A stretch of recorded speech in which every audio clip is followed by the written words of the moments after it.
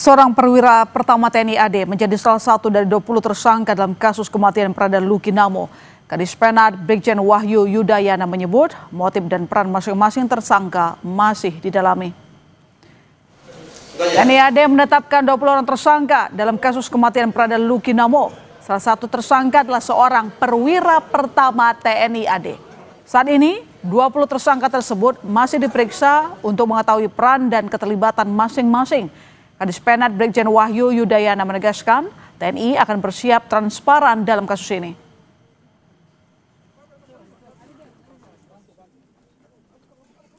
Setiap orang tentu punya peran dan porsi. Untuk perwira di organisasi kita TNI Angkatan Darat itu setiap unit satuan tentu ada penanggung jawab, ada komandan.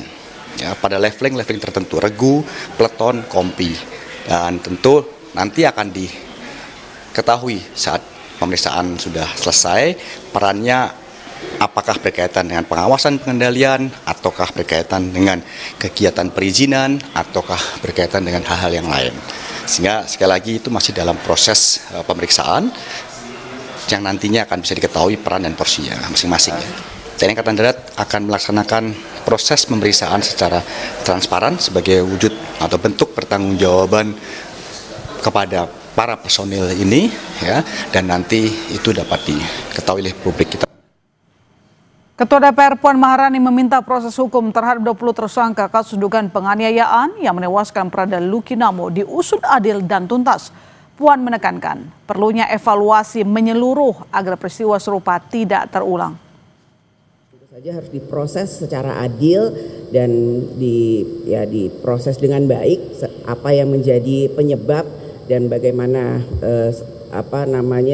nantinya harus diberikan hukuman jera yang sebaik-baiknya, dan mekanisme yang ada harus dievaluasi, jangan sampai terulang lagi.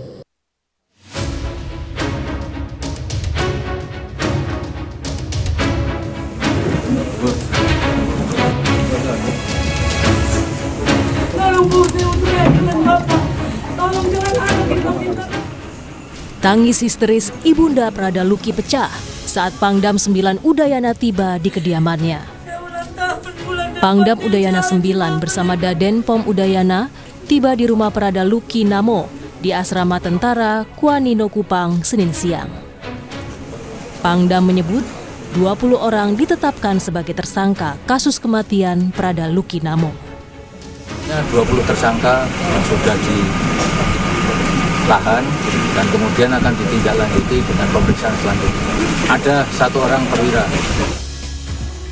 Prada Luki Namo yang baru 2 bulan bertugas sebagai prajurit TNI Angkatan Darat meninggal dunia pada 6 Agustus 2025 lalu. Kakak Prada Luki, Novilda Luciana Hetinina Namo, mengaku menemukan kejanggalan atas kematian adiknya. Menurut Novilda, berdasarkan informasi awal yang diterima keluarga, penyebab kematian Prada Luki akibat terjatuh dari bukit. Namun keluarga meragukan hal itu ketika melihat tubuh Prada Luki yang penuh dengan luka.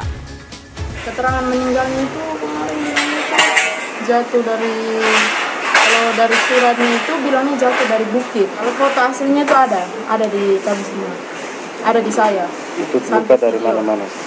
Lukanya itu dari dia punya lengan sini sampai di kaki. Jadi mereka tutup rapat kami punya komunikasi dengan Luki. Selama Luki sakit dari dia masuk rumah sakit sampai dia untuk saya punya mama pergi. Kalau tidak berarti kita terima dia punya peti mungkin sudah dibungkus. Dan kita tidak tahu kalau ini anak punya badan ini penuh dengan luka-luka. Motif kematian Prada Luki Namo belum terungkap. Keluarga mendesak agar kasus kematian Prada Luki Namo diusut tuntas dan transparan. Tim Liputan, Kompas TV. Dugaan penganiayaan yang berujung kematian kembali terjadi di lingkungan TNI. Apa yang menjadi penyebab berulangnya kejadian ini? Kita bahas bersama anggota Komisi 1 DPR dari fraksi PDIP, TB Hasanuddin. Selamat malam, Pak TB. Selamat malam. Pak TB, Prada Luki, dia senior hingga akhirnya meninggal dunia. Apa benar senioritas di TNI sangat kental? bahwa senioritas di TNI itu ada, iya, ya. Tetapi kita harus perhatikan, ya, bagaimana kontrol itu dijalankan sehingga tingkat senioritas, junioritas itu tidak berjalan, tidak sehat, dan itu perhatian kita sangat menyesalkan mengapa ini terjadi, ya. Mengapa? Karena di situ awalnya terlibat, ya, sebagai tersangka 4 orang. Setelah mendapatkan informasi-informasi dari sekitar, termasuk dari keluarganya, dari kakaknya, lalu sekarang tersangka berubah dari 4 menjadi 20. Ya, termasuk di dalamnya ada seorang perwira. Dan perwira itu ternyata bukan perwira dari tempat lain atau dari mungkin satuan lain, tetapi dia adalah komandan peletonnya sendiri. Artinya, kejahatan pembunuhan yang dilakukan secara bersama-sama itu diketahui oleh komandannya. Nah, ini menarik. Sehingga motifnya harus benar-benar dikejar, dan saya minta kepada Panglima TNI, Pangdam, ya, di NTT untuk benar-benar mencari sebetulnya dibunuh beramai-ramai oleh para seniornya, plus di depan komandan peletonnya. Ya, di depan komandannya. Sehingga kita bertanya-tanya, Pak TB, apa yang terjadi dengan kultur pertahanan kita? Kok dibiarkan peristiwa yang sama terus berulang terjadi, merenggang nyawa junior? Bahwa ada yang namanya, ya, hierarki senior dan junior, begitu.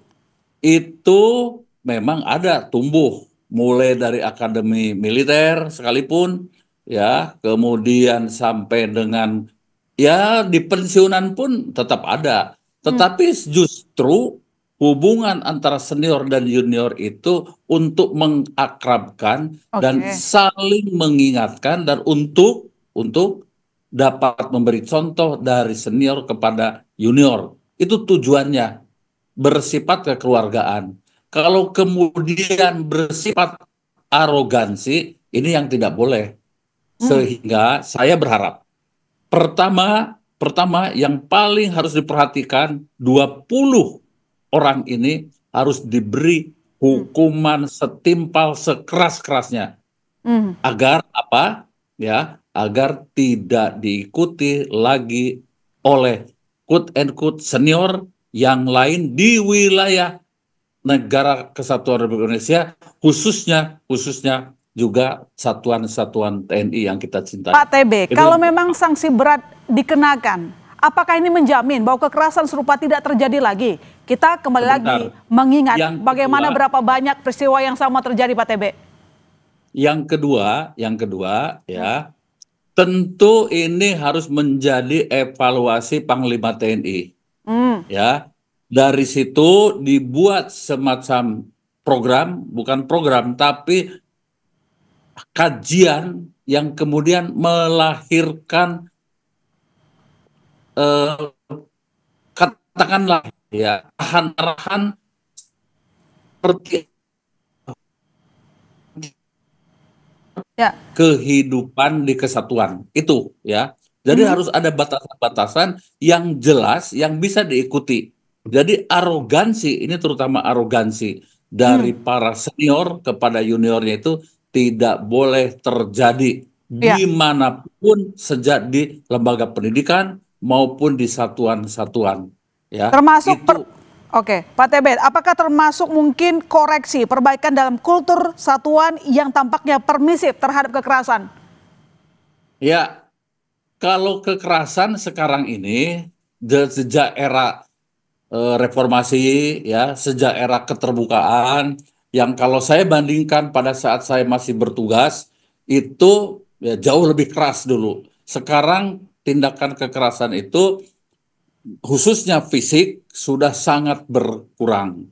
Tetapi kadang-kadang ada yang mengatasnamakan senior yang kemudian dia belagu, bahkan dia menggunakan kekerasan kepada juniornya dengan cara-cara yang tidak terhormat, ya. Nah, ini fungsi dari pengawasan di mana? Ya, sangat disayangkan kalau mestinya yang memberikan pengawasan itu adalah komandan peleton, tadi perwira itu yang terlibat, malah justru dia melakukan tindakan kekerasan. Ini yang paling bertanggung jawab itu. Lalu komandan kompinya kemana? Ya. Nah, kemudian juga kita taikkan ke atas seperti apa sikap dari komandan batalionnya. Karena begini, ya, ketika ini terjadi, dinyatakan meninggal, itu kan awalnya terselubung. Seolah-olah menurut kakaknya bahwa Prada Luki ini jatuh dari ketinggian. Oke. Begitu. Setelah dibuka, diperlihatkan ternyata banyak luka-luka yang ada di tubuhnya. Oke. Nah, kemudian terbukalah apa yang dilakukan oleh para seniornya itu. Pak TB, terakhir, jadi apa yang harus kita perbaiki, benahi ke depan? Apakah mulai dari sistem pembinaan dan pelatihan militer misalnya, atau apapun itu, sehingga tidak lagi terjadi peristiwa serupa? Ya, tindakan kekerasan itu harus dihindari dan kalau perlu dilarang. Ada cara-cara untuk mendisiplinkan prajurit dengan cara yang lebih manusiawi. Itu yang pertama. Ya. Yang kedua, segera membuat aturan yang untuk menjadikan pedoman para komandan-komandan satuan di dalam memberikan pengawasan hubungan antara senior dan junior agar lebih akrab, bersifat kekeluargaan, dan seterusnya menjalin silaturahmi. Itu kira-kira. Baik, terima kasih Pak TB Hasanuddin, anggota Komisi 1 DPR, fraksi PDIP. Selamat malam, Pak. Selamat malam. Ya. Saudara, berita berikutnya di Kompas Malam. PPATK memberikan klarifikasi soal terblokirnya rekening Ketua